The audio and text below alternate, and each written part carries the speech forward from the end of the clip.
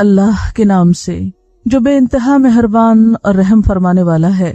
تعریف اللہ ہی کے لیے ہے، شکر اللہ ہی کے لیے ہے جو تمام کائنات کا رب ہے، نہایت مہربان اور رحم فرمانے والا ہے، روز جزا کا مالک ہے۔ ہم تیری ہی عبادت کرتے ہیں اور تجھی سے مدد مانگتے ہیں، ہمیں سیدھا راستہ دکھا، ان لوگوں کا راستہ جن پر تو نے انعام فرمایا، جن پر تیرا غضب نہیں ہوا اور جو بھٹکے ہوئے نہیں ہیں۔ الحمدللہ، الحمد، سب شکر، ساری تعریفیں کس کے لیے؟ رب العالمین، عالمین کے رب کے لیے۔ عالمین کیا؟ سارے جہان۔ عالمین عالم سے، اور عالم علم سے۔ علم جس سے کوئی چیز جانی جائے، علم اور علم کا ایک ہی روٹ ہے، جس سے کسی چیز کے بارے میں جانا جائے، جس سے کسی کی پہچان ہو۔ تو عالمین پوری کائنات اپنے خالق کی پہچان ہے، اور رب جو اس پورے کارخانے کا، اس کائنات کا پیدا کرنے والا، عدم سے وجود میں لانے والا، اس کو چلانے والا، اس کو کمال تک پہنچانے والا ہے۔ کائنات کی ایک ایک چیز، ایک ایک نشانی پکار رہی ہے رب کی عظمت کو، اپنے پیدا کرنے والے کی بڑائی کا اظہار کر رہی ہے، ہر دیکھنے اور سننے والے کو غور و فکر کی دعوت دے رہی ہے کہ سوچو، غور کرو، کون ہے میرا بنانے والا، کون ہے مجھ کو تھامنے والا، کون ہے میرا چلانے والا، کون ہے جس نے مجھ میں یہ فائدہ رکھا۔ ایک ایک چیز اپنے رب، اپنے خالق، اپنے مالک، اپنے آقا کی عظمت کا اظہار کر رہی کہ بہت بڑی ہے وہ ہستی، بہت عظیم ہے وہ جس نے یہ سب کچھ بنایا۔ اور حمد شکر کے لیے۔ شکر کیا ہے؟ نعمتوں کا اعتراف۔ یہ ساری کائنات جو انسان کی خدمت میں لگی ہوئی ہے، خواہ وہ تمام چیزیں انسان کے اپنے وجود میں ہیں یا وجود سے باہر ہوں، یہ ساری کی ساری اپنے پیدا کرنے والے کے آگے جھکی ہوئی۔ انسان جب ان ساری نعمتوں کی طرف توجہ کرتا ہے، جب اس کے دل میں یہ احساس جاگتا ہے کہ میں دیکھ سکتا ہوں، اللہ نے مجھے آنکھ دی ہے، ایک عظیم شان معجزہ ہے میرے پاس اللہ کا کہ میرے جسم کا ایک حصہ دیکھنے کے قابل ہے، میرے یہ کان سنتے ہیں، میرے منہ میں ایک گوشت کا ٹکڑا بولنے کے قابل ہے۔ تو جتنا زیادہ انسان ان نعمتوں پر غور کرتا ہے، ان کو نعمت مانتا ہے، ان نعمتوں کے پانے کے احساس سے سرشار ہوتا ہے، جتنا زیادہ وہ اس بات کا اعتراف کرتا ہے کہ میرے رب نے یہ سب کچھ مجھے دیا ہے، اتنا ہی زیادہ شکر گزار ہوتا ہے۔ میرا دل ایک خود کار آٹومیٹک مشین کی طرح دن اور رات میرے بدن کے ایک ایک روئے کو خون سپلائی کر رہا ہے۔ اگر ہمیں اپنا دل خود پمپ کرنا پڑتا، جیسے پمپ مشین کو چلا کے پانی نکالتے ہیں، تو ہم میں سے اکثر لوگ اپنی زندگی لوٹا دیتے، تھک گئے ہیں، بس خود کو ہم زندگی نہ دے سکتے، اپنی زندگی برقرار نہ رکھ سکتے۔ ہمارے لنگس آٹومیٹک مشین خود کام کرتے ہیں، ہم کھا رہے ہیں، ہم سو رہے ہیں، ہم جاگ رہے ہیں، ہم چل رہے ہیں، پھر رہے ہیں، بھاگ رہے ہیں، دوڑ رہے ہیں، ہنس رہے ہیں، رو رہے ہیں، ہم سانس لے رہے ہیں۔ اگر صرف چند سیکنڈز تک ہم سانس نہ لے سکیں تو ہم زندہ نہیں رہ سکتے، لیکن ہم نے کبھی نہیں سوچا۔ ہم کھانا کھا کے معدے کے سپرد کر دیتے ہیں، ہمیں نہیں معلوم کہ وہ کس طرح پروسیس ہوتا ہے، کس طرح وہ خون بنتا ہے، کس طرح ہمارے جسم کے اندر پورا خون کا نظام مختلف قسم کے نیوٹرینٹس کو کیری کر کے ہر جگہ سپلائی کرتے ہیں، اور رائٹ جگہ پر رائٹ چیز، آنکھوں کو جو چاہیے وہ آنکھوں تک پہنچاتے ہیں، دماغ کو جو چاہیے وہ وہاں تک پہنچاتے ہیں، ہڈیوں کو جو کچھ چاہیے وہ ہڈیوں تک پہنچاتے ہیں۔ ہم تو کھا کے فارغ ہو جاتے ہیں، ہم تو 10 منٹ کا کام کر کے بھول جاتے ہیں، اور باقی کام کون کرتا ہے؟ ہمارا ڈائجسٹو سسٹم۔ کس نے دیا ہے یہ سب؟ ہمیں رب نے دیا ہے۔ تو جس انسان کو یہ احساس ہو جائے کہ میرے رب نے مجھے اتنی بڑی نعمت دی، کیونکہ ان سے پوچھئے جن کا معدہ کام نہ کرتا ہو، جن کا دل بیمار ہو، جن کو سانس لینے میں مسئلہ ہو، ان سے ان نعمتوں کی قیمت پوچھئے۔ میرا چلنا پھرنا، قدم اٹھانا کیا عجیب معجزہ ہے کہ کس بیلنس کے ساتھ میں ایک کے بعد ایک قدم اٹھا کر ایک جگہ سے دوسری جگہ پہنچ جاتی ہوں، 2 پاؤں پہ چلتی، پھر بھی سیدھی کھڑی ہوتی۔ یہ قوت کس نے بخشی؟ یہ کون ہے جو مجھے دے رہا؟ میرا رب۔ اس بات کا اعتراف کرنا کہ یہ سب مجھے میرے رب نے دیا ہے، جتنا زیادہ آپ ان نعمتوں کی قدر کریں گے اتنا ہی دل میں احساس شکر پیدا ہوگا، اتنا ہی زیادہ آپ دل سے الحمدللہ کہیں گے۔ پھر اس زمین کا میرے لیے ہموار ہونا، اگر یہ نہ ہموار ہوتی، اگر یہ ہچکولے کھاتی، میں کیا کر سکتی تھی؟ सूरज का मुनासिब फासले पर होना। अगर सिर्फ आधा फासला कम हो जाए तो हम इसी तरह जल उठें, जैसे कागज को आग पे रखें तो वो जल उठता है। और अगर ये मौजूदा फासला दुगना हो जाए तो हर चीज ठहर के रह जाए, जम जाए, जिंदगी के निशान खत्म हो जाए। ये हवा का चलना कितनी नरमी के साथ हर जगह से गुजर जाती है, गैर महसूस तरीके से, न हमें सोते हुए डिस्टर्ब करती है न जागते हुए। ये किसने बनाई? ये कौन है जो हवाओं को भेजता है? ये अल्लाह है जो हवाएं भेजता है। ये मौसमों का बदलना, ये इस मट्टी में से मेरी खुराक का निकलना, पहाड़ों के अंदर खजानों का नस्ल दर नस्ल इंसानों के लिए छुपा कर रखना, महफूज कर देना। अगर अल्लाह ताला सोने को पहाड़ के अंदर रखने की बजाय पहाड़ों को सोने का बना देते तो क्या बचता आइंदा नस्लों के लिए? ये रंगारंग मादनियात का जमीन के अंदर छुपा के रख देना, तमाम इंसानों की जरूरियात पूरा करने के लिए, और न सिर्फ इंसानों की, बेशुमार हैवानात की जो जमीन पर बसते हैं, डायरेक्टली या इनडायरेक्टली इंसान ही को फायदा पहुंचाने के लिए। ये सब कुछ किसने बनाया? कौन है देने वाला? वो अल्लाह। तो इस बात को मान लेना कि ये सब कुछ अल्लाह है करने वाला। यही है दरअसल अल्हम्दुलिल्लाह, अल्हम्दुलिल्लाहि रब्बिल आलमीन। और फिर इतना कुछ देकर भी मेरी नाफरमानियों और नाएतराफियों के बावजूद वो मुझ पर मजीद रहमत करता चला जा रहा है। अर्रहमान, बहुत ही मेहरबान, अर्रहीम, बार बार रहम करने वाला, रहमत ही रहमत। क्योंकि ये सब कुछ जो मिल रहा है ये उसकी रहमत ही की वजह से मिल रहा है, यकतरफा रहमत। वो ये नहीं देखता कि कौन मुझे मानता और कौन नहीं मानता, वो ये नहीं देखता कि कौन मेरा नाफरमान है और कौन फर्मा बरदार है।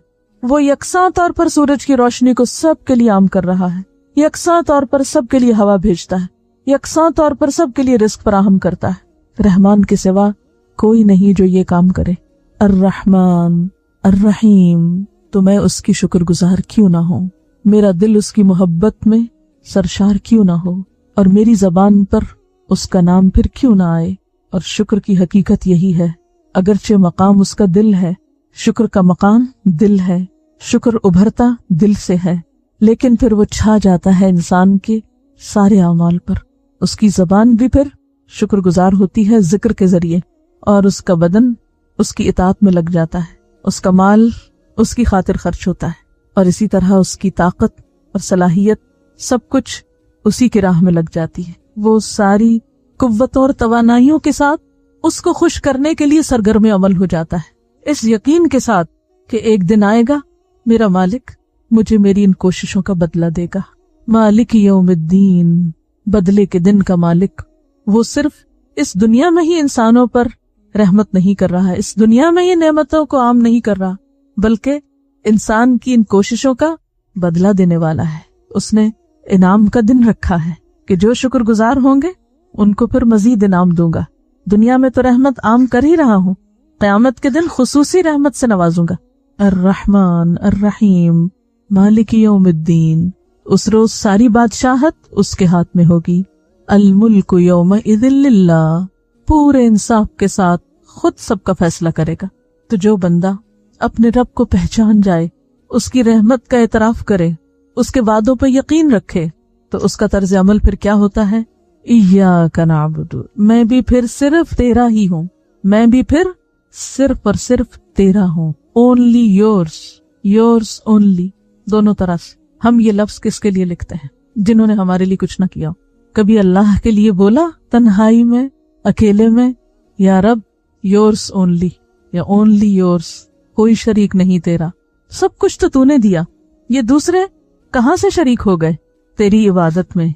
तो इय्याका नअबुदु, सिर्फ तेरी हम इबादत करते हैं। व इय्याका नस्तईन, और सिर्फ तुझ से हम मदद चाहते हैं, क्योंकि तूने सब कुछ बनाया है, हर चीज तेरे इख्तियार में है, पूरी कायनात तेरे ताबे है, सब चीजों को तू कंट्रोल कर रहा है, सबके दिल तेरे हाथ में है, सब इंसान तेरी तरफ लौट के जाने वाले हैं, लिहाजा मैं किसी और की तरफ क्यों देखूं? मैं सिर्फ तेरी ही तरफ क्यों ना देखूं? मैं सिर्फ तुझी से क्यों ना मांगू? इय्याका नस्तईन, सिर्फ तुझसे हम मदद चाहते हैं, किसी और पे मैं डिपेंड नहीं करती, किसी और पे मेरा भरोसा नहीं, मेरा भरोसा, मेरा तवक्कुल, मेरा सब कुछ मेरे रब के पास। लेकिन ये इबादत होती क्या है? इय्याका नअबुदु जब हम कह देते हैं तो ये लफ्ज महज लफ्ज नहीं होने चाहिए। ان لفظوں کا معنی بھی معلوم ہونا چاہیے اور اس کے پیچھے پھر جو اخلاق اور کردار مطلوب ہے وہ ہمارے اندر پیدا ہونا چاہیے۔ عبادت، عربی زبان میں عبادت کا لفظ کس سے نکلا ہے؟ عبد سے۔ عبد کہتے ہیں غلامی اور بندگی کو۔ العبادت الخضوع والتذلل، ڈکشنری میں عبادت کا کیا معنی ہے؟ الخضوع والتذلل۔ اللہ نے اپنے بندوں کو پیدا کیوں کیا؟ یہ سب کچھ بنا کے ہمیں بنایا، ہمارے لیے سب کچھ پیدا کیا، یہ سب ہمیں دیا، پھر ہمیں کیوں بنایا؟ وما خلقت الجن والانس الا لیعبدون، کہ میں نے جن و انس کو اپنی عبادت کے لیے پیدا کیا ہے۔ تو گویا ہم پیدا ہی اس کام کے لیے ہوئے، یہ سب کچھ اس نے دیا ہمیں اس لیے کہ ہم اس کے بن جائیں۔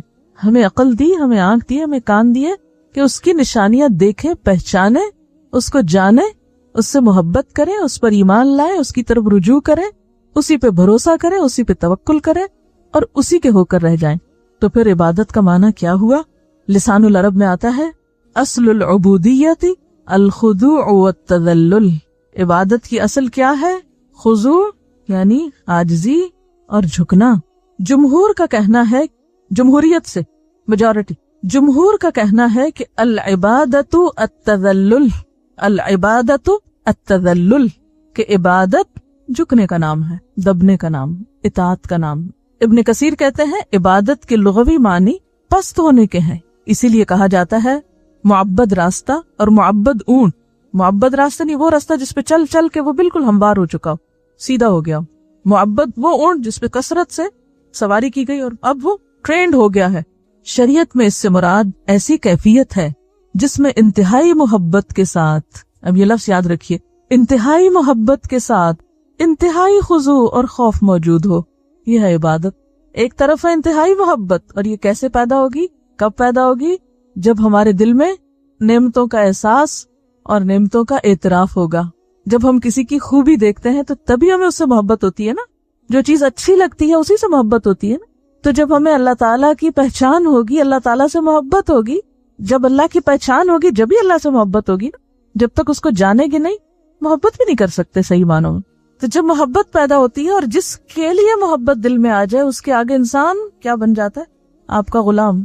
محبت کرنے والے عموماً اسی قسم کے ایکسپریشن استعمال کرتے ہیں، خادم، غلام، کہ بالکل نیچرلی آتا ہے اس کے بعد، اس کا ریزلٹ ہے کہ جس چیز سے آپ متاثر ہیں، جس کو آپ اپنا محسن سمجھتے ہیں، جس کی نعمتوں کا آپ اعتراف کرتے ہیں، جس کی خوبیوں کا آپ اعتراف کرتے ہیں، اسی کے لیے حمد ہوتی ہے، جس کی خوبیوں کا اعتراف۔ حمد کیا؟ خوبیوں کا اعتراف، نعمتوں کا اعتراف، جس کی قدرتوں پہ حیران ہیں آپ، دل آپ کا سرشار ہو، آپ اس کے آگے خود بخود جھک جائیں گے۔ تو انتہائی محبت کے ساتھ انتہائی عاجزی اور خوف، کیونکہ جس سے محبت ہوتی ہے اس کے بارے میں ڈر بھی لگتا ہے، کیا؟ ناراض نہ ہو، وہ نہ ناراض ہو، اور جو مرضی ہو وہ نہ ناراض ہو، میں اس کو ناراض نہیں کر سکتا۔ فلاں کا مجھ پہ بہت احسان ہے، میں اسے ناراض نہیں کر سکتا۔ میں فلاں کو بہت چاہتا ہوں، میں اسے ناراض نہیں کر سکتا۔ یہ محبت کا تقاضا ہے کہ یہ کس قسم کی محبت ہے کہ آپ محبت کے بھی دعوے کر رہے ہیں اور الٹا ایسے کام کر رہے ہیں جس سے آپ دوسرے کو ناراض کریں، اسے پریشان کریں۔ امام ابن تیمیہ کہتے ہیں کہ عبودیت کا لفظ جو ہے اس میں کمال الذل اور کمال الحب جمع ہے۔ محبت کی بھی آخری منزل کمال، اور عاجزی کا بھی کمال، آخری درجے تک جھک جانا، انتہائی محبت کے ساتھ جھکنا، یہ ہے عبادت۔ یعنی ایک طرف محبت کا آخری درجہ، والذین آمنوا اشد حبا للہ، اور دوسری طرف آخری حد تک جھک جانا، کسی بات میں کوئی اعتراض ہے ہی نہیں، سمعنا واطعنا، اس لیے کہ ہم مانتے ہیں کہ آپ سب سے بڑے ہیں، سارے کمالات آپ کے ہیں، ساری اچھی صفات آپ کی ہیں، پھر آخر کیا چیز مجھے روکے ہے کہ میں اللہ کے آگے نہ جھکوں۔ تو قرآن پاک میں اس کیفیت کے لیے کچھ الفاظ استعمال ہوئے، اس عاجزی کی کیفیت کو ظاہر کرنے کے لیے کچھ الفاظ آتے ہیں، جن میں ایک ہے خشیت، ڈرنا۔ خوف کے لیے لفظ خشیت استعمال ہوتا ہے، لو انزلنا هذا القرآن على جبل لرأيته خاشعا متصدعا من خشیت اللہ۔ کیا پیدا ہوا خشیت سے؟ کیا ہے خشیت؟ خاشعا متصدعا، ٹوٹ جانا، اپنی انا کو توڑ دینا، اپنی پسند و ناپسند کو ختم کر دینا، اپنی عقل اور اپنی مرضی کو ایک طرف کر دینا۔ اسی لیے کہا گیا انما یخشى اللہ من عباده العلماء۔ ایک اور لفظ استعمال ہوتا ہے تضرع، ادعوا ربکم تضرعا وخفیہ انہ لا يحب المعتدین۔ پکارو اپنے رب کو تضرع کے ساتھ، زاری کے ساتھ، आजिज़ी के साथ, चुपके चुपके। सूरत अल-आराफ में आता है वज़कुर रब्बका फी नफ्सिका तदर्रुअन व खीफतन, याद करो अपने रब को अपने दिल में जारी के साथ और चुपके चुपके। हम क्या करते हैं, बस पुकार पुकार के रब को याद करते हैं, और कब होती है वो कैफियत कि हम दिल में जारियां कर रहे हैं, फरियादें कर रहे हो, अंदर से पुकार रहे हैं उसको, तन्हाई में पुकार रहे हैं उसको। कभी करके तो देखे कैसे सुनता है, आप सोच नहीं सकते। वो दूर नहीं है, कमी हमारे पुकारने में, हम सिर्फ अल्फाज दोहराने को पुकारना समझते। तो इबादत क्या करती है, इंसान के अंदर खशियत लाती, झुकना सिखाती, इंसान का दिल नरम होता है, जारी लाती, फरियादें करता है इंसान अंदर से अपने रब को पुकार पुकार के। एक और लफ्ज आता है इख्बात, सूरत हूद आयत 23 में आता है इन्नल्लज़ीना आमनू व आमिलुस्सालिहाति व अख़बतू इला रब्बिहिम उलाइका अस्हाबुल जन्नह हुम फीहा खालिदून। बेशक वो लोग जो ईमान लाए और जिन्होंने अच्छे काम किए और अपने रब की तरफ झुक गए। अख़बतू इला रब्बिहिम, आग के धीमा होने को कहते हैं खबत, कुल्लमा खबत ज़िदनाहुम सईरा। जब आग धीमी होने लगेगी तो हम और ज्यादा उसको भड़का देंगे।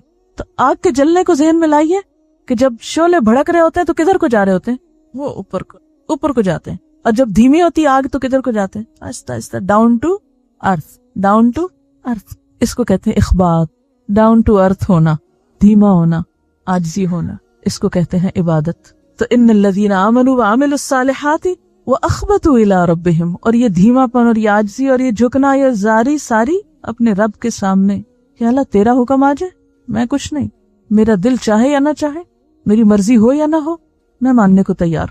एक और लफ्ज आता है इनाबत, व अनीबू इला रब्बिकुम व अस्लिमू लहू मिन क़ब्ल अन यअतियकुमुल अज़ाबु सुम्मा ला तुनसरून। और रुजू करो अपने रब की तरफ, पलट आओ अपने रब की तरफ और उसके आगे झुक जाओ, इससे पहले कि तुम्हारे पास अजाब आ जाए, फिर तुम मदद न किए जाओ। तो इबादत क्या है, पलट आना, गलती हो गई, भूल गए, फिर क्या करें, वापस आ जाए, इससे पहले कि पकड़ हो जाए। और खुशू का लफ्ज तो वैसे ही आता है कुरान पाक में, अल्लज़ीना हुम फी सलातिहिम खाशिऊन। फिर इसी तरह कुनूत का लफ्ज भी आता है, कुनूत, कुमू लिल्लाहि कानितीन। कुनूत में भी झुकना होता है, अल्लाह के आगे कैसे खड़े हो, नमाज में कैसे खड़े हो, जमीन पे कैसे चलो। व इबादुर रहमान अल्लज़ीना यमशूना अलल अर्दि हौनन हौनन, आस्तिकी से, कोई अकड़ नहीं।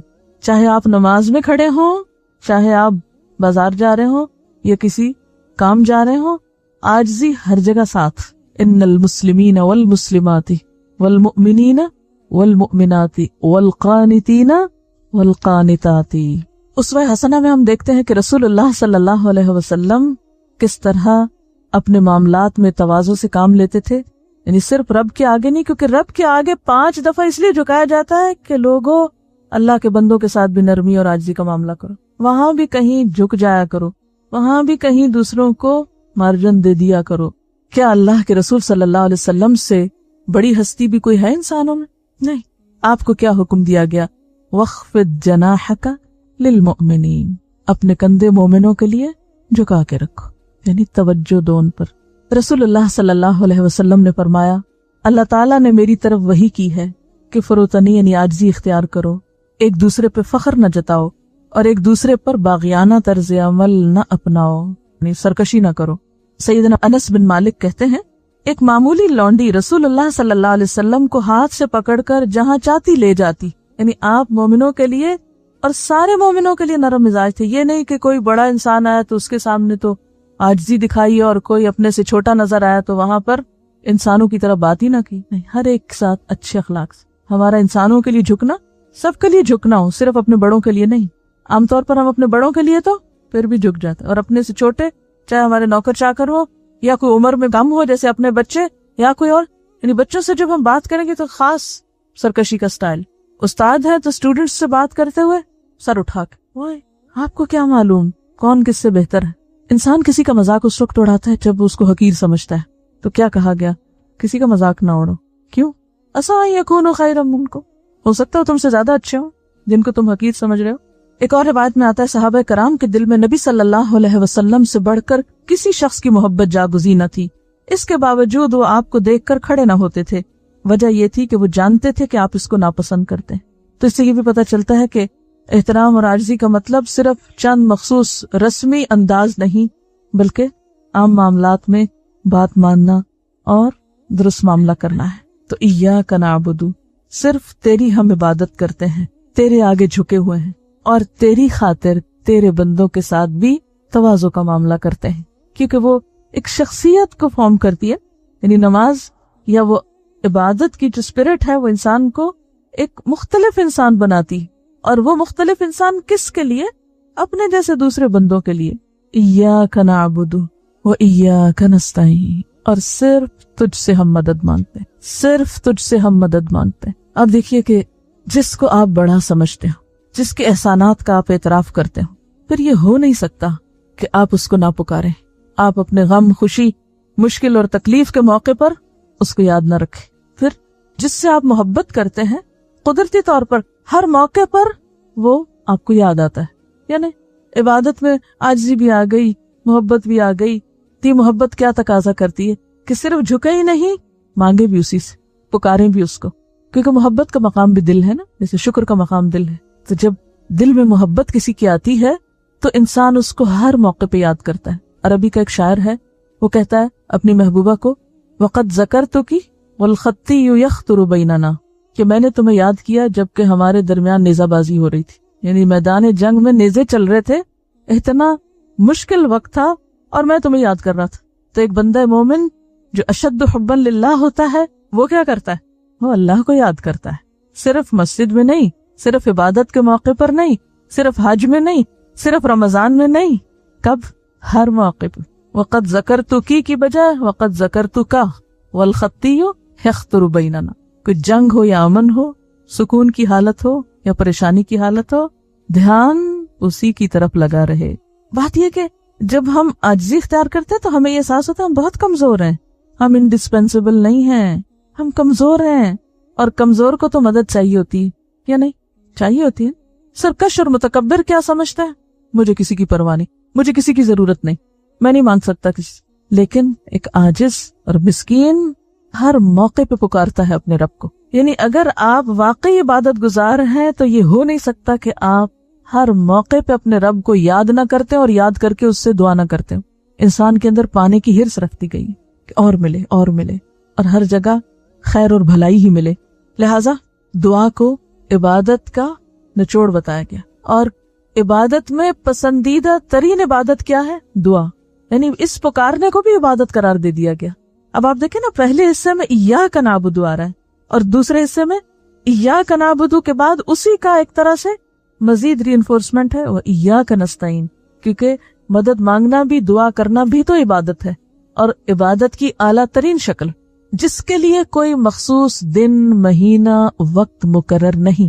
نماز کے لیے وقت مقرر ہے، روزے کے لیے مہینہ مقرر ہے، حج کے لیے دن مقرر ہے، زکوٰۃ کے لیے سال کا نصاب مقرر ہے اور سال کا ایک مخصوص وقت مقرر ہے، لیکن دعا کے لیے کوئی وقت مقرر نہیں۔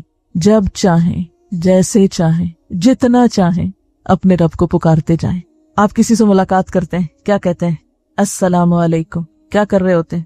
دعا کر رہے ہوتے ہیں، اپنے لیے نہیں، دوسرے کے لیے۔ سلام کیا ہے؟ دوسرے کے لیے دعا کرنا۔ اس وقت بھی اپنے رب کو پکار رہے ہوتے ہیں آپ۔ آپ کھانا کھاتے ہیں، پیورلی دنیا کا کام، آپ کیا کرتے ہیں؟ اللہ کی مدد مانگتے ہیں۔ کھانے کے بعد الحمدللہ کہتے ہیں، یہ بھی دعا ہے، کیونکہ الحمدللہ کیا ہے؟ یہ بھی ایک طرح سے دعا ہی ہے کہ اللہ کا شکر ادا کرنا کیا کرتا ہے دراصل؟ لئن شکرتم لأزیدنکم، یعنی ایک آپ ڈائریکٹ مانگتے ہیں اور ایک آپ الحمدللہ کہہ کر اپنی نعمتوں میں اور اضافہ کرتے ہیں، یہ بھی مانگنا ہے۔ الحمدللہ تملأ المیزان، اتنی بھاری چیز ہے الحمدللہ کہ میزان کو بھر دیتا ہے، آسمان و زمین کے بیچ کی جگہ کو بھر دیتا ہے۔ اتنا پسند ہے رب کو الحمدللہ کہنا۔ پھر آپ دیکھیے آپ کو برا خیال آتا ہے تو آپ کیا کہتے ہیں؟ اعوذ باللہ من الشیطان۔ یہ کیا ہے؟ دعا ہے نا۔ یہ برا خیال کوئی عبادت تھوڑی ہے، لیکن اس موقع پہ جب آپ دعا کرتے ہیں، اعوذ باللہ پڑھتے ہیں، تو یہ دعا عبادت ہو جاتی ہے۔ پھر اسی طرح کوئی مسئلہ پیش آتا ہے، کیا کرتے ہیں؟ کوئی مشکل، کوئی مسئلہ پیش آتا ہے، کیا کرتے ہیں؟ دعا کرتے ہیں۔ بیماری ہو جاتی تو کوئی تکلیف ہو جاتی جسمانی، دعا کرتے ہیں۔ کوئی مالی نقصان ہو جاتا ہے، کیا کرتے ہیں؟ کوئی حادثہ پیش آتا ہے، کوئی موت واقع ہو جاتی ہے، انا للہ و انا الیہ راجعون، اللہم اجرنی فی مصیبتی واخلف لی خیرا منہا، یہ کیا ہے؟ دعا ہے. نقصان کے وقت دعا. اور یہ مانگنا کبھی ختم نہیں ہوتا. آپ دیکھیے زندگی میں تو خیر انسان مانگتا ہی، موت کے وقت خود بھی مانگنا چاہتا ہے اور پیچھے والے بھی. سب سے بہترین تحفہ کیا بھیج سکتے ہیں جس پہ کچھ خرچ نہیں آتا؟ دعا. کسی کے احسان کا بہترین بدلہ آپ کس شکل میں دے سکتے ہیں؟ دعا. اسی طرح قیامت کے دن جب آپ اٹھیں گے، جیسے ہر روز سویرے بستر سے اٹھتے ہیں تو کیا کہتے ہیں؟ دعا. الحمدللہ الذی احیانا بعد ما اماتنا الیہ النشور. حشر کے میدان میں جب اندھیرا ہوگا تو کیا دعا کریں گے؟ ربنا اتمم لنا نورنا واغفر لنا. وہاں بھی دعا. پل صراط تو خیر اتنا ہولناک منظر ہے کہ انسان گنگ ہو کے رہ جائے گا. اس وقت صرف نبی صلی اللہ علیہ وسلم پکاریں گے رب سلم رب سلم. دعا. جنت میں پہنچ کے کیا کہیں گے؟ السلام علیکم. جنت کے جو آپ کے ویلکم کرنے والے ہوں گے وہ بھی آپ کو سلام کر رہے ہوں گے. وَتَحِيَّتُهُمْ فِيهَا سلام وَآخِرُ دَعْوَاهُمْ أَنِ الْحَمْدُ لِلَّهِ رَبِّ الْعَالَمِينَ. کیا ہے؟ ابتدا بھی الحمدللہ رب العالمین سے اور انتہا بھی الحمدللہ رب العالمین. تو گویا بندہ مومن کا ترانہ کیا ہے؟ الحمدللہ. جو بہترین دعا ہے ایاک نعبد و ایاک نستعین ایاک نعبد و ایاک نستعین. اور آپ دیکھیے یہ جتنی بھی عبادتیں ہم کرتے ہیں یہ بھی دراصل شکر گزاری کے لیے ہوتے ہیں. نبی صلی اللہ علیہ وسلم جب طویل تہجد کی نماز پڑھتے تھے، پاؤں سوج جاتے تھے، تو آپ سے کہا گیا کہ آپ کو تو ضرورت ہی نہیں ہے اس چیز کی، آپ کے تو اگلے پچھلے گناہ معاف کر دی گئے. تو آپ نے کیا فرمایا تھا؟ افلا اکون عبدا شکورا. تو عبادت بھی دراصل ہم کس لیے کرتے ہیں؟ عبدا شکورا بننے کے لیے، شکر گزار بندہ بننے کے لیے ہم عملی اظہار کرتے ہیں. یا اللہ ہم شکر گزار ہیں. ہم صرف دل میں نہیں، صرف زبان سے نہیں، ہم عمل میں آپ کے شکر گزار ہیں. فرض نمازوں کے علاوہ بھی تیرے پاس آتے ہیں. اور پھر بندہ مومن کی دعاؤں میں اہم ترین دعا اہدنا الصراط المستقیم. اللہ سیدھا راستہ دکھا ہم کو، اس پہ چلا ہم کو اور منزل تک پہنچا ہم کو. سب سے قیمتی دعا، سب سے اہم دعا، ناگزیر دعا، جس کے بغیر انسان نقصان میں. سیدھے راستے کی تلاش. اور یہ سیدھا راستہ کیا ہے؟ دین اسلام، جس پر عملی طور پہ کون چلا تھا؟ صحابہ کرام. صراط الذین انعمت علیہم غیر المغضوب علیہم ولا الضالین. اللہ ان لوگوں کا راستہ جن پر تو نے انعام فرمایا. کون ہے وہ؟ من النبیین، جو دین لائے، والصدیقین، جنہوں نے تصدیق کی، والشہداء، جنہوں نے گواہی دی، والصالحین، جنہوں نے اس پر عمل کیا.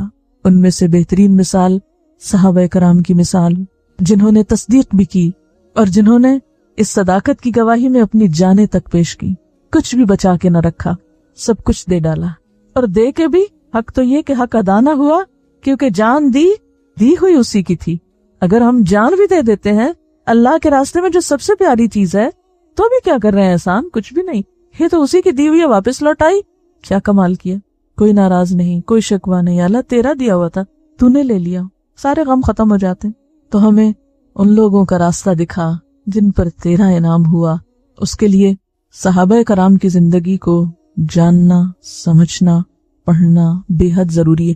کیونکہ جب انبیاء کی بات ہوتی ہے تو ہم کہتے ہیں وہ تو نبی تھے، ان پہ تو وحی آتی تھی، وہ تو جبریل سے ملاقات کرتے تھے، ان کے پاس تو کتاب آئی، وہ تو اللہ تعالیٰ سے براہ راست ہم کلام ہوئے تھے، وہ تو معراج پر گئے تھے، وہ تو سدرۃ المنتہا کے پاس گئے تھے.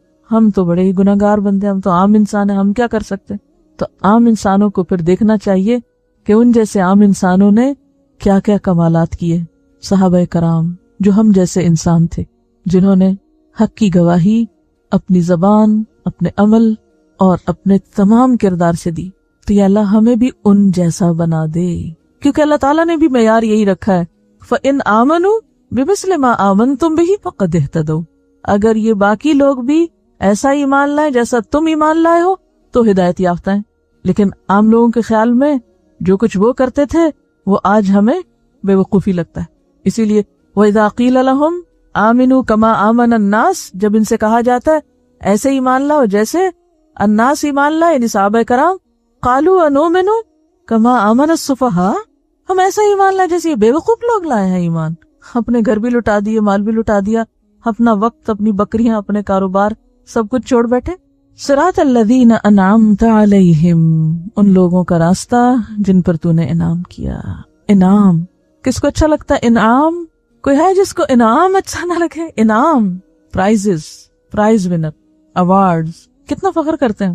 تو ایک ایوارڈ اور ایک پرائز اور ایک انعام تو آپ کو دنیا میں ملتا ہے جو آپ کے مرنے کے ساتھ بے وقت بے قیمت ہو جاتا ہے، اور ایک وہ ہے جو اللہ رب العزت کی طرف سے ملتا ہے. تو جن کے حق میں اللہ فیصلہ کر دے، رضی اللہ عنہم ورضوا عنہ، اللہ ان سے راضی ہو گیا، یہ سب سے بڑا انعام. ایسی کوشش، ایسی جد و جہد جس کے نتیجے میں اللہ راضی ہو جائے، اس چیز کے لیے یکسو ہو جانا کہ میرے کسی بھی کام اور کوشش کا مقصد لوگوں کی رضامندی نہیں کہ یہ خوش ہو جائے مجھ سے، وہ راضی ہو جائے، وہ نہ ناراض ہو جائے، وہ نہ مجھے کچھ کہہ دے. لوگوں کا ڈر نہیں، لوگوں کی رضامندی نہیں. حضرت مغیرہ بن شعبہ رضی اللہ عنہ سے روایت ہے کہ جس دن جناب رسول اللہ صلی اللہ علیہ وسلم کے فرزند یعنی بیٹے حضرت ابراہیم رضی اللہ عنہ کی وفات ہوئی، اس دن سورج گرہن تھا. بعض لوگوں نے کہا یہ تو ابراہیم علیہ السلام کی وفات کی وجہ سے بے نور ہو گیا ہے. اس پر حضرت صلی اللہ علیہ وسلم نے ارشاد فرمایا، ان الشمس والقمر آیتان من آیات اللہ لا ينکسفان لموت احد ولا لحیاتہ فاذا رأیتموہما فادعوا اللہ وصلوا حتی ینجلیا. اس کا ترجمہ ہے سورج اور چاند اللہ کی نشانیوں میں سے دو نشانیاں ہیں، انہیں کسی کے مرنے جینے سے گرہن نہیں لگتا. تم جب انہیں گہنایا ہوا دیکھو تو گرہن ختم ہونے تک اللہ سے دعا اور نماز میں مشغول رہو، یعنی نماز لمبی پڑھو اور دعا کرتے رہو، اور یہ مت سوچو کہ کسی کی وفات کی وجہ سے گرہن لگ گیا ہے، اس کو اس کے ساتھ نہیں جوڑو. اب یہاں پر ہم دیکھتے ہیں کہ سب سے پہلے تو ہمیں یہ دیکھنا چاہیے کہ شرک ہوتا کیا ہے جس سے ہمیں دوسروں کو روکنا ہے. کسی کو اللہ تعالیٰ کی ذات کے ساتھ، اسماء و صفات کے ساتھ، اختیارات کے ساتھ یا عبادت میں شریک ٹھہرانا شرک کہلاتا ہے. یعنی کسی کو اللہ کی ذات میں بھی شریک نہیں کرنا، نہ اس کے ناموں میں اور صفات میں، نہ اس کے اختیارات میں، نہ اس کی عبادت میں. انبیاء علیہ السلام کو ہم دیکھتے ہیں کہ لوگوں کے عقیدے کی اصلاح کے لیے بھیجا گیا تھا، کیونکہ اللہ تعالیٰ نے لوگوں کو، بندوں کو، انسانوں کو پیدا کس لیے کیا؟ اپنی عبادت کے لیے. تو اس لیے انبیاء علیہ السلام کو لوگوں کے عقیدے کی اصلاح کے لیے بھیجا گیا تھا. اسی لیے انبیاء علیہ السلام کے بعد جو لوگ بھی دین کی دعوت دیتے ہیں ان کا کام کیا ہے کہ سب سے پہلے وہ لوگوں کے ایمان پر کام کریں، لوگوں کے ایمان پر کام کریں، ایمان مضبوط کریں، لوگوں کو اللہ کی طرف بلائیں، اللہ تعالیٰ کا تعارف کروائیں اور شرک سے بچائیں. اسی طرح والدین اور جو مربی لوگ ہوتے ہیں، تربیت کرنے والے، چاہے والدین یعنی استاد ہیں یا بحث، یا پھر والدین ہی ہیں، استاد نہیں ہیں. میرے والد جیسے میرے استاد بھی تھے تو، اور مربی بھی تھے، تربیت کرنے والے بھی تھے. تو پھر بحیثیت استاد کے یا والدین کے ہمیں اپنے بچوں اور شاگردوں کو شرک کی بہت اچھی طرح وضاحت کر کے بتا دینی چاہیے تاکہ وہ اس سے بچیں. کیونکہ شرک کے ہوتے ہوئے نہ نماز قبول ہے، نہ روزہ قبول ہے، نہ صدقہ خیرات، نہ اخلاق، نہ احسان، کچھ بھی قبول نہیں. تو شرک سے بچنا سب سے پہلے بے حد ضروری ہے. لقمان علیہ السلام نے اپنے بیٹے کو کیا نصیحت کی تھی؟ یا بنی لا تشرک باللہ ان الشرک لظلم عظیم. اے میرے چھوٹے بیٹے، اللہ کے ساتھ کسی کو شریک نہ بنانا، بلا شبہ شرک یقیناً بہت بڑا ظلم ہے. شرک اکبر الکبائر ہے، اس کو سارے کبیرہ گناہوں میں سب سے بڑا گناہ بتایا گیا ہے. اور اگر ہم دیکھیں تو جہاں عقیدے کی اصلاح نہیں ہوتی، لوگوں کا اللہ تعالیٰ کے ساتھ تعلق مضبوط نہیں ہوتا، ان کے اندر اخلاص نہیں ہوتا، تو پھر اس معاشرے کی اصلاح نہیں ہو سکتی اور اس کے اندر بگاڑ ہی بگاڑ ہوتا ہے. کیونکہ جو بندہ اللہ کے لیے کام نہیں کرتا، دکھاوے کے لیے کرتا ہے، تو پھر اس کے کام میں کیا برکت ہوگی. اور اسی لیے ہم دیکھتے ہیں کہ بعض اوقات لوگ جب اللہ تعالیٰ کا صحیح تعارف نہیں رکھتے، اللہ سے اجر کی توقع نہیں رکھتے، اللہ تعالیٰ کے عذاب سے نہیں ڈرتے، تو پھر وہ ان کی کوئی باؤنڈریز نہیں ہوتی، وہ جس کے ساتھ جو چاہتے ہیں سلوک کرتے ہیں. لیکن جو اللہ سے ڈرتا ہے، اللہ کو پہچانتا ہے اور اللہ سے ڈرتا ہے، پھر وہ کیا کرتا ہے؟ پھونک پھونک کے قدم رکھتا ہے. وہ بولنے سے پہلے بھی سوچتا ہے کہ میں کیا بول رہا ہوں، میں کیا کر رہا ہوں، میری پکڑ نہ ہو اس پر. تو عقیدے کی خرابی دراصل دلوں کی خرابی ہوتی ہے، اور دلوں کی خرابی جو ہوتی ہے وہ اخلاق کی خرابی بنتی، وہ عبادات کی خرابی بنتی، وہ معاملات کی خرابی بنتی، اور اس طرح اجتماعی بگاڑ جنم لے لیتا ہے۔ اللہ تعالیٰ نے انسان کو جس فطرت پر پیدا کیا ہے وہ توحید ہے۔ سورۃ الروم میں آتا ہے فَأَقِمْ وَجْهَكَ لِلدِّينِ حَنِيفًا فِطْرَةَ اللَّهِ الَّتِي فَطَرَ النَّاسَ عَلَيْهَا لَا تَبْدِيلَ لِخَلْقِ اللَّهِ ذَلِكَ الدِّينُ الْقَيِّمُ وَلَكِنَّ أَكْثَرَ النَّاسِ لَا يَعْلَمُونَ۔ بس آپ یکسو ہو کر اپنے چہرے کو دین کے لیے قائم رکھیے، اللہ کی وہ فطرت جس پر اس نے لوگوں کو پیدا کیا۔ اللہ کی تخلیق میں کوئی تبدیلی نہیں، یہی درست دین ہے، لیکن اکثر لوگ علم نہیں رکھتے۔ ٹھیک ہے، تو اس آیت سے کیا پتہ چلتا ہے کہ انسان کی جو فطرت ہے، اندر کا انسان جو ہے وہ صرف ایک اللہ کی عبادت چاہتا ہے، لیکن جب انسان کی فطرت مسخ ہو جاتی ہے، بگڑ جاتی ہے، اور انسان اپنی اصل سے ہٹ جاتا ہے، تو پھر اس کے اندر خرابیاں ہی خرابیاں پیدا ہو جاتی ہیں۔ اور جہاں تک سورج اور چاند گرہن سے متعلق حدیث کا تعلق ہے کہ ان الشمس والقمر آیتان من آیات اللہ، کہ سورج اور چاند اللہ کی نشانیوں میں سے نشانیاں ہیں۔ اب اللہ کی نشانیوں کو آپ اپنے خود خیالی میں یا من گھڑت خیال کے تحت کسی کی موت کے ساتھ اس کو ریلیٹ کر دیں تو یہ درست نہیں۔ سورج اور چاند کس کے حکم کے تابع ہیں؟ اللہ کے حکم کے تابع ہیں۔ کوشش کیجیے کھانسی کنٹرول کر نہیں ہوتی تو باہر تھوڑی دیر چلے جائیے، ٹھیک، کیونکہ وہ پھر میرا تھاٹ پروسیس سارا متاثر ہو رہا ہے۔ تو اب دیکھیے کہ سورج اور چاند کس کے کنٹرول میں ہے؟ اللہ کے کنٹرول میں ہے، اللہ تعالیٰ کے حکم کے تابع ہے۔ اب اگر ہم یہ کہیں کہ نہیں، وہ اللہ کے حکم کی وجہ سے نہیں گرہن لگتے، بلکہ کوئی مر جاتا ہے تو اس کی وجہ سے گرہن لگ جاتا ہے، یعنی اس کو مرنے والے کی طرف منسوب کر دیتے ہیں، تو یہ شرک ہو جاتا ہے۔ پھر ان چیزوں سے پرہیز کرنا چاہیے۔ اچھا، یہ تو سورج چاند گرہن کی بات ہے نا، کچھ لوگ کہتے ہیں فلاں بارش لایا ہے، یہ کہنا چاہیے؟ نہیں کہنا چاہیے، لیکن یہ کتنا عام ہے ہمارے معاشرے میں کہ آپ آئے ہیں بارش لائے ہیں۔ آپ نہیں بارش لائے، بارش تو اللہ تعالیٰ برساتا ہے، ٹھیک ہے۔ تو اس حدیث سے پتہ چلتا ہے کہ زمانے جاہلیت میں لوگوں کا یہ عقیدہ تھا کہ سورج چاند گرہن کسی بڑے شخص کی وفات کی وجہ سے لگتے ہیں، تو نبی صلی اللہ علیہ وسلم نے واضح کر دیا کہ اللہ کی نشانیوں میں سے ہیں اور ان میں تبدیلی آتی ہے، تو اس کا کسی کی زندگی موت سے کوئی تعلق نہیں۔ اور پھر یہ ہے کہ آپ نے رہنمائی بھی فرما دی۔ یہاں آپ دیکھیے کہ اصلاح کس طرح کی، پہلے تو ان کے عقیدے کی اصلاح کی، پھر ان کو کیا بتایا کہ تم نے کرنا کیا ہے، فَإِذَا رَأَيْتُمُوهَا فَادْعُوا اللَّهَ، جب تم سورج گرہن چاند گرہن دیکھو تو کیا کرو، اللہ سے دعائیں کرو، وَصَلُّوا، اور نماز پڑھو، کب تک، حَتَّى يَنْجَلِيَا، جب تک کہ سورج چاند روشن نہ ہو جائے، واپس اپنی حالت پہ نہ آ جائے۔ اور اس میں آپ دیکھیے کہ جب آپ میں سے کتنے لوگوں نے چاند گرہن دیکھا ہوا یا سورج گرہن؟ چلیے، کس نے کبھی نہیں دیکھا؟ آپ نے نہیں دیکھا ہوا؟ ہاں، پکچرز میں دیکھا ہوا، ریئل میں نہیں دیکھا ہوا۔ مجھے یاد ہے ہم چھوٹے تھے تو ایک دفعہ سورج گرہن لگا، دن کو اندھیرا ہو گیا، اتنا شدید گرہن تھا وہ۔ کبھی پارشلی ہوتا ہے، ایک حصہ کالا کالا ہو جاتا ہے، اور کبھی فل گرہن لگتا ہے، اور اسی طرح چاند گرہن بھی لگتا ہے۔ فل مون ہو تو زیادہ نظر آتا ہے، وہ کالا ہو جاتا ہے، آگے سے روشنی ختم ہو جاتی ہے۔ تو اسی لیے کہا کہ حتیٰ ینجلیا، یعنی جب تک کہ وہ اس کی روشنی واپس نہ آ جائے۔ اور یہ ایک ہیبت ناک منظر ہوتا ہے، خوفناک سا منظر ہوتا ہے۔ دن کو ستارے نظر آنے لگتے ہیں اگر مکمل سورج گرہن لگے، یعنی دن آسمان پہ ستارے تو ہر وقت ہوتے ہیں نا، تو جب سورج نظر آتا ہے تو وہ نظر نہیں آتے، لیکن جب گرہن لگتا ہے اور پورا لگتا ہے تو ستارے نظر آ جاتے ہیں۔ تو وہ ایک خوفناک سا منظر ہوتا ہے۔ اس لیے انسان کو ہر ایسے موقع پر جس میں کوئی خوف ہو، پریشانی ہو، فوراً کیا کرنا چاہیے؟ نماز، دعا۔ انبیاء علیہ السلام کا طریقہ کیا تھا کہ جب انہیں کوئی پریشانی ہوتی تو فوراً نماز کی طرف دوڑتے تھے۔ تو گرہن کے وقت کیا کرنا چاہیے؟ اپنے اندر عاجزی پیدا کرنی چاہیے، اللہ تعالیٰ کی طرف رجوع کرنا چاہیے، کھیل تماشے اور ویڈیو بنانے اور میسیجز کرنے کی بجائے اللہ کی طرف رجوع کرنا چاہیے، غفلت سے نکلنا چاہیے، اللہ تعالیٰ کی عظمت کو پہچاننا چاہیے کہ اللہ چاہے تو ہمیں روشنی دے، نہ چاہے تو سورج کو بے روشن کر دے، اندھیرا کر دے، پھر ہم کیا کر سکتے ہیں؟ کچھ بھی نہیں کر سکتے۔ تو انسان پھر ذکر سے کام لے، دعا کرے، استغفار کرے، نماز کسوف پڑھے، اور دوسروں کو بھی اس کی تلقین کرے، اس کے پڑھنے کا طریقہ سیکھے۔ اگر کوئی پڑھانے والا ہو تو اس کے پیچھے پڑھ سکتے ہیں، اور اگر نہ ہو تو کیا کرنا چاہیے؟ خود پھر پڑھ لینی چاہیے۔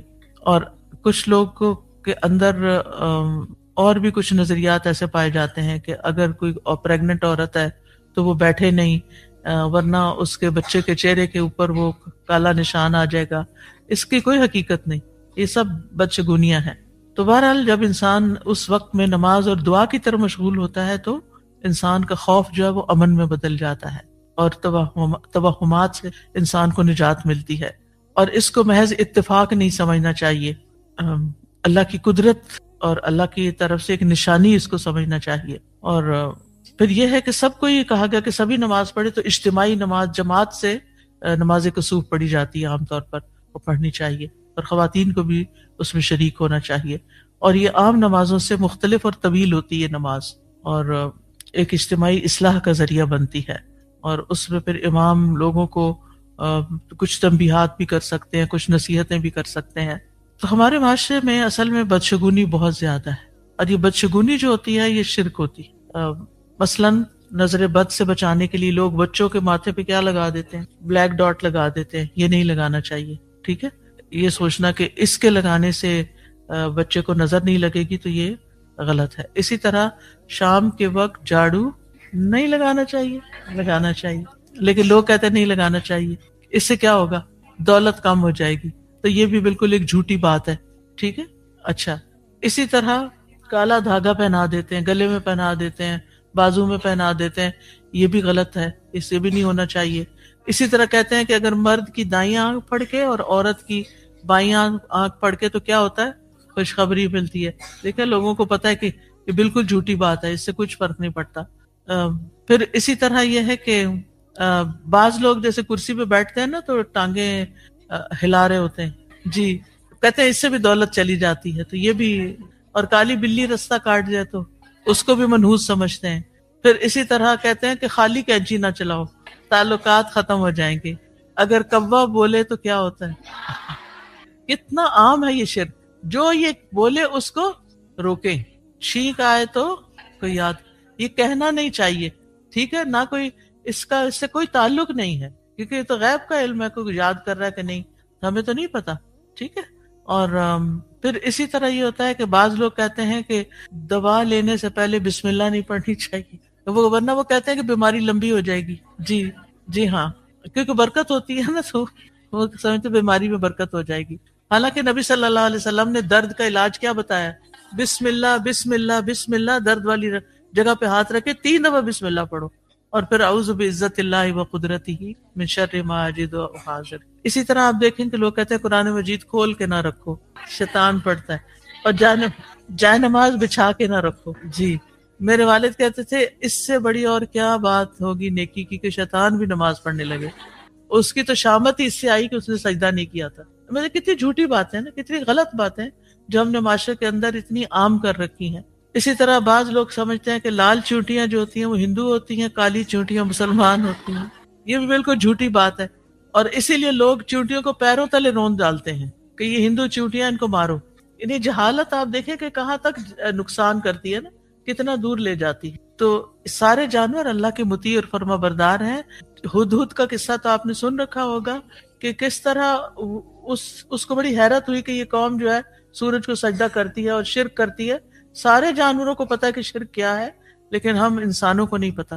تو اسی لیے اللہ تعالیٰ ایسے لوگوں کو جانوروں سے بھی بدتر قرار دیتے ہیں جو عقل سے کام نہیں لیتے اور جو شرک کرتے ہیں. تو بہرحال اب بات یہ ہے کہ سب سے پہلے لوگوں کے عقیدے کی اصلاح کرنی چاہیے. یعنی اس کا یہ مطلب نہیں گھر جاتے ہی آپ کہیں یہ نہ کرو وہ نہ کرو. اس کا مطلب یہ ہے کہ جب کوئی اس طرح کی بات کر رہا ہو تو اس کو پھر آرام سے سمجھائیں کہ یہ بات نہیں کرنے کی، کیونکہ اس سے جو ریزن تم بتا رہے ہو، جو ریزن وہ ہے ہی نہیں، اس کا اس سے کوئی تعلق ہی نہیں. تو یہ توہمات ہے، اور توہمات جو ہیں جو عربی میں کہتے ہیں الطیرہ، شگون، بدشگونی. طیرہ شرک ہے، ٹھیک ہے. طیرہ، وہ طیرہ طیر سے، طیر پرندے کو کہتے ہیں. عرب لوگ جب سفر پہ جانے لگتے تو پرندہ پکڑ کے اڑاتے. اگر وہ دائیں طرف جاتا تو کہتے جانا چاہیے، اور اگر وہ بائیں طرف چلا جاتا تو سفر کا خیال منقطع کر دیتے. کالی بلی رستہ روک دیتے تو کیا کرے؟ گزر جائے تو کیا، واپس چلو گھر، اب کام نہیں ہونے کا. یہ انتہائی غلط چیز. کہاں سے آپ کو پتہ چلا کہ کام نہیں ہوگا؟ تو ان چیزوں سے بچنا چاہیے. پھر نیکسٹ ہے حضرت ابو واقد لیثی رضی اللہ عنہ سے روایت ہے کہ جناب رسول اللہ صلی اللہ علیہ وسلم جہاد کے لیے حنین تشریف لے جا رہے تھے. راستے میں آپ کا گزر مشرکین کے ایک درخت کے پاس سے ہوا جو ذات انوات کے نام سے معروف تھا. وہ لوگ اس پر برکت حاصل کرنے کے لیے اپنے ہتھیار لٹکایا کرتے تھے. بعض مسلمانوں نے عرض کیا یا رسول اللہ صلی اللہ علیہ وسلم، جس طرح ان کا یہ ذات انوات ہے اسی طرح ہمارے لیے بھی کوئی درخت مقرر فرما دیجئے. نبی اکرم صلی اللہ علیہ وسلم نے فرمایا سبحان اللہ، ھذا کما قال قوم موسیٰ اجعل لنا الہا کما لہم آلہہ والذی نفسی بیدہ لترکبن سنت من کان قبلکم، سنن الترمذی. آپ نے فرمایا سبحان اللہ، یہ تو ایسی ہی بات ہے جس طرح موسیٰ علیہ السلام کی قوم نے کہا تھا، جس طرح ان لوگوں کے معبود بت، ان کی قوم نے کیا کہا تھا کہ جس طرح ان لوگوں کے معبود بت ہیں ہمارے لیے بھی ایک معبود بنا دیجئے. قسم ہے اس ذات کی جس کے ہاتھ میں میری جان ہے، تم ضرور اپنے سے پہلوں کے طریقوں پر چلو گے، یعنی پچھلی قوموں کے طریقوں پر چلو گے، چاہے جاہلیت کی ہو یا اس طرح کے لوگ جنہوں نے جاہلیت کی باتیں کی. اب اس میں آپ دیکھیے دو تین چیزیں ہیں. نمبر ایک تو یہ کہ نبی صلی اللہ علیہ وسلم جہاد کے لیے حنین تشریف لے جا رہے ہیں. آپ کے ساتھ بہت سے صحابہ کرام ہیں جو ایمان لائے ہوئے ہیں، جو شرک چھوڑ چکے ہیں، بت پرستی چھوڑ چکے ہیں. بڑے بڑے بت ختم ہو گئے، مکہ فتح ہو چکا ہے، بت ٹوٹ چکے ہیں. حنین، غزوہ حنین جو ہے اس کے بعد ہوتی ہے، معلوم ہے نا آپ کو، فتح مکہ کے بعد آپ گئے تھے. تو راستے میں مشرکین کے ایک درخت کے پاس سے گزرے جو ذات انوات کے نام سے مشہور تھا، اور لوگ اس پر برکت حاصل کرنے کے لیے ہتھیار لٹکاتے تھے. اس سے کوئی ملتی جلتی چیز آپ کو یاد آئی؟ کیا کرتے ہیں لوگ؟ کپڑے باندھتے ہیں. آپ دیکھیں یہ جو چادریں چڑھائی جاتی ہیں اس کے پیچھے جو مزاروں پر اور قبروں پر چادر چڑھائی جاتی ہے کس لیے چڑھاتے ہیں؟ کہ اس چادر میں برکت آ جائے گی. تو وہ چڑھی نہیں رہتی، یہ ہوتا تو وہ تو پھر آسمان پہ چلی جاتی جتنی چادریں چڑھتی ہیں. وہ کیا کرتے ہیں؟ وہ چادر پھر آگے دے دیتے ہیں، لے جاتے ہیں. اور اسی طرح بعض جگہوں پر آپ نے دیکھا درختوں کے ساتھ کپڑے سے لٹکے لیریں لٹکی بھی ہوتی ہیں اور کچھ چیزیں لٹکی بھی ہوتی ہیں. یہ مسلمان ملک میں ہو رہا ہے، کس قدر غلط بات ہے. صحابہ نے بس اتنا ہی کہا تھا کہ جیسے ان کا کوئی درخت ہے ہم بھی اپنے ہتھیار اسی طرح کسی درخت پر لٹکائیں تو برکت حاصل ہو. برکت کا سورس کیا ہے؟ اللہ کی ذات ہے.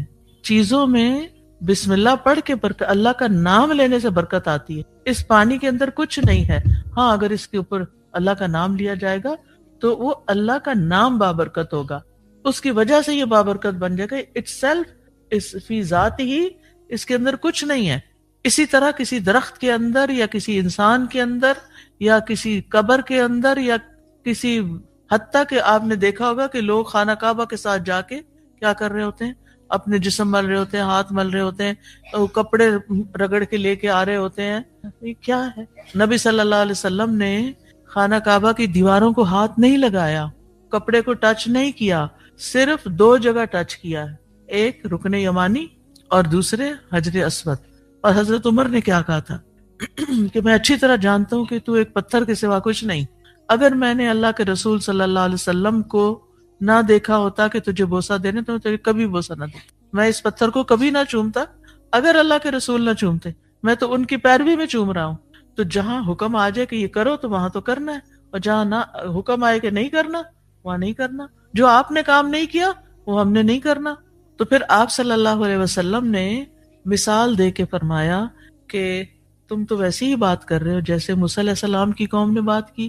اور وہ کیا تھی کہ ہمارے لیے بھی ایک، انہوں نے بت دیکھا تو وہ بھی جا رہے تھے نا صحرا میں، تو انہوں نے بت کی عبادت دیکھی، کہا ہمارے لیے بھی بت بنا دیجیے. کتنی حیرت کی بات ہے. بنی اسرائیل بھی تو مسلمان قوم تھی، تو آپ دیکھیں اس قوم بنی اسرائیل میں شرک آیا. پھر آپ دیکھیے کہ نبی صلی اللہ علیہ وسلم نے شرک کا خاتمہ کیا، لیکن کچھ اثرات باقی تھے. تو پھر آپ نے کیا کیا؟ اصلاح کی دیر اینڈ دین. یہ نہیں کیا کہ اچھا میں بعد میں جا کے ان کو سمجھاؤں گا، ادھر ہی بتایا. اور کتنے پیارے طریقے سے، سبحان اللہ، یہ تو ایسی ہی بات ہو گئی جیسے قوم موسیٰ نے کی تھی. تم لوگ بھی وہی کر رہے ہو. کتنے پیارے انداز میں آپ نے ان کو سمجھا دیا. اور پھر کیا فرمایا؟ والذی نفسی بیدہ، قسم اس ذات کی جس کے ہاتھ میں میری جان ہے، تم بھی اپنے سے پہلے لوگوں کے طریقے پر ضرور چلو گے، تمہارے اندر بھی وہ خرابیاں آ جائیں گی. تو کیا آج آپ کی یہ پیشن گوئی سچ نہیں ثابت ہو رہی کہ خرابیاں آ رہی ہیں، اور ایسے ہی شرک وغیرہ کی خرابیاں؟ تو اس لیے کیا کرنا چاہیے کیا کرنا چاہیے؟ شرک سے بچنا چاہیے. یس. اور اگر کوئی کر رہا ہو تو اس کو روکنا چاہیے. اچھا، یہی حدیث ایک اور طریقے سے بھی آئی ہے تھوڑے سے فرق کے ساتھ. حضرت ابو باقر رضی اللہ عنہ سے مروی ہے، ایک اور روایت میں ہے کہ صحابہ کرام رضی اللہ عنہم جناب رسول اللہ صلی اللہ علیہ وسلم کے ساتھ حنین کی طرف روانہ ہوئے. راستے میں کافروں کی ایک بیری تھی، وہ اس کے پاس مجاور بن کر بیٹھتے اور اس پر اپنے ہتھیار لٹکاتے. اسے ذات انوات کہا جاتا تھا. صحابی ارشاد فرماتے ہیں ہم ایک بڑی ہری بھری بیری کے پاس سے گزرے تو ہم نے کہا یا رسول اللہ ہمارے لیے بھی ایک ذات انوات مقرر فرما دیجیے، کوئی درخت ہمارے لیے بھی آپ مقرر کر دیں. اس پر جناب رسول اللہ صلی اللہ علیہ وسلم نے فرمایا قلتم والذی نفسی بیدہ کما قال قوم موسیٰ، قسم ہے اس ذات کی جس کے ہاتھ میں میری جان ہے، تم نے وہی بات کی ہے جیسے موسیٰ علیہ السلام کی قوم نے کہا تھا اجعل لنا الہا کما لہم آلہہ، کہ ہمارے لیے بھی ایک معبود بنا دیجئے جیسے ان کے معبود ہیں. قال انکم قوم تجہلون، تو موسیٰ علیہ السلام نے فرمایا تم تو جہالت کی بات کر رہے ہو. انہا لسنن لترکبن سنن من کان قبلکم سنتن سنتن، یہ تو وہی طور طریقے ہیں تم گزشتہ اقوام کی ایک ایک رسم اپنا لو گے. یعنی پہلے لوگوں نے دور جاہلیت میں جو کیا اور پچھلی قوموں نے جو کیا، تم ایک ایک چیز ان کے نقش قدم پہ چل کے کرو گے. آپ نے آئندہ آنے والے لوگوں کو بھی خبردار کر دیا کہ یہ چیزیں تمہارے اندر بھی آئیں گی اور تم نے اس سے بچنا ہے. تو اس سے کیا پتہ چلتا ہے کہ ہمیں شگون نہیں لینا، اور دوسری کیا چیز نہیں لینی؟ چیزوں سے برکت نہیں لینی، اور اس قسم کے جو دھاگے لٹکائے جاتے ہیں اور غلط قسم کے طور طریقے اختیار کیے جاتے ہیں ان سے بھی بچنا ہے. اللہ تعالی ہمیں صحیح رستے پر رکھے.